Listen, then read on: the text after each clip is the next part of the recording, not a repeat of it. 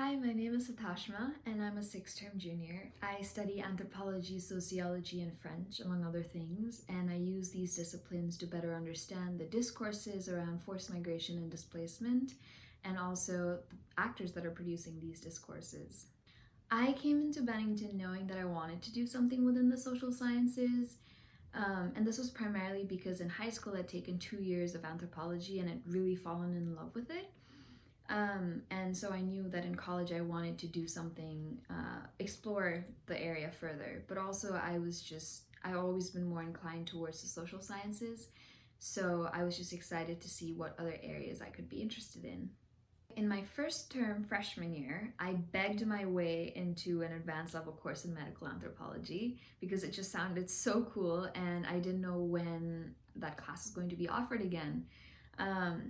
But as a freshman in a 4,000 level course, I struggled because I just didn't know what to expect out of that class, the work level that was expected. But also I was just sitting with juniors and seniors most of whom had a lot of experience reading the material, but also just experience with dealing with college and the stress that you experience at college. And so naturally I struggled and it was a very challenging experience, but I loved the material that we read in class, and if anything, it just made me more confident that I wanted to do anthropology even more and take more classes, and I've been really doing it ever since. My advisor at that time was also he really encouraged me to take more classes in sociology and economics, psychology, political sciences, all of which are really interrelated. So that really just elevated my understanding, and gave me so many different angles to understand forced migration and displacement. What's really cool about plan meetings is, although hands down, very nerve-wracking experience, but what's really cool about it is as you're presenting your ideas, or your question that you'd like to explore at Bennington, your professors from your primary areas of study are at the same time throwing recommendations, resources for you to help answer those questions. And it's just a very interactive process. And I remember in my first plan meeting, I had expressed an interest in understanding the discourse around mental health for refugees. And one of the recommendations that I got was that I should take a class in public health.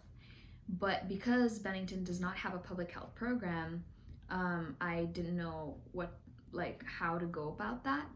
So one of my professors suggested that I go to Williams, which is pretty close, and which had a couple of courses in public health. So 2 terms later, I took a class in public health, and it really just elevated my plan even further because it just gave me a completely different perspective, but also it was just a really cool experience to sit in a classroom in a completely different space, and a completely different college campus and a learning environment. So that definitely gave me a very unique perspective into answering my question. So my plan committee consisted of 3 professors from the primary areas of my study back then, which were anthropology, psychology, and French. And each of the professors that I'd worked with in my freshman year and the beginning of my sophomore year. So I knew most of them. They'd known the work that I'd been doing. They've seen how I am in class and what my areas of interest are. So naturally it made sense that they were in my plan committee, and it was just so helpful because I felt like I didn't have to explain every little detail to them because they just all knew what I was interested in. Another big element that has contributed to my plan progress has been fieldwork terms. In my freshman year, right after my medical anthropology class, I got an opportunity to work at a maternal health clinic at a refugee camp in Jordan. And I was suddenly working alongside midwives and doctors who were helping give birth and distributing contraceptives, talking to women about maternal and child health, and suddenly what I was reading in class, I was able to see in practice. And that was an incredible experience because I was suddenly able to gauge like what was applicable and what was not, and just just to see it all happen in front of your eyes is a whole different experience. And when I came out of that fieldwork term realizing I wanted to do more fieldwork because that's something that I realized I was really passionate about, but also just employ more research methodologies of anthropology like ethnography, which was critical in understanding discourses around forced migration, or just discourses in general. But in my sophomore year, I also was doing psychology, and I realized I wanted to understand the research side of things. So I got an opportunity to work at the New School for Social Research, Social Sciences, sorry, in New York City, and I worked under a professor of psychology who was leading the Global Mental Health Lab, and he was working on a research to identify trauma amongst refugees and asylum seekers in Switzerland. So that was another element, because suddenly from field work I was going into research and seeing sort of the nitty-gritty of a research lab and how to produce research, and research in psychology also. Like suddenly it was from anthropology to psychology. So that also gave me a different perspective into understanding these issues. And besides fieldwork term also, I've had the opportunity to do study abroad, and I didn't do it for a whole term. I got to do it last summer, but it was a pilot program that was run by the Consortium of Forced Migration and Displacement Education, which is a group that is formed by a few liberal arts colleges, including Bennington. So besides Bennington, it's Vassar, Sarah Lawrence, and Bard. And so one of the pilot programs that they were doing was going to Malaysia as a group, and under two sociologists, and learning how to write ethnographies of displacement and forced migration.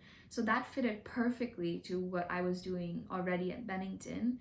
And in fact, like, it gave me more experience working with ethnographies. So alongside 5 other students from all these different colleges, I got a chance to go to Malaysia and spend 3 weeks there, going to 4 different cities, talking to different groups, and learning how to ethically write about migration and write about the refugee crisis. So that was, that just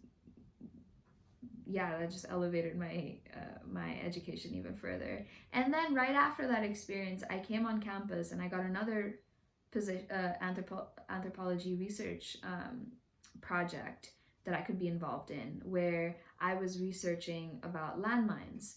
And so I got a chance to go back home to Nepal and conduct an ethnographic study of landmines and how people live around landmines and think about landmines. And so I came back to Bennington after my field work and got to sit around other students who had done research in their own respective countries, and we came together and we made a big ethnographic project out of it.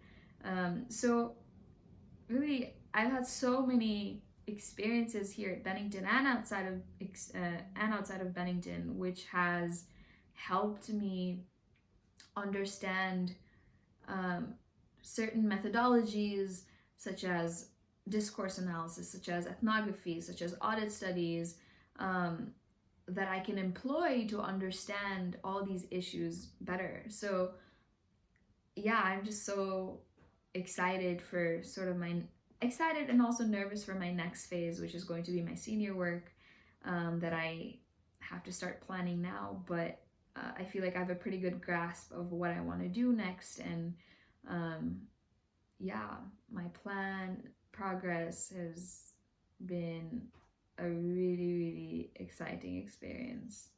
Nerve-wracking too, but exciting nonetheless.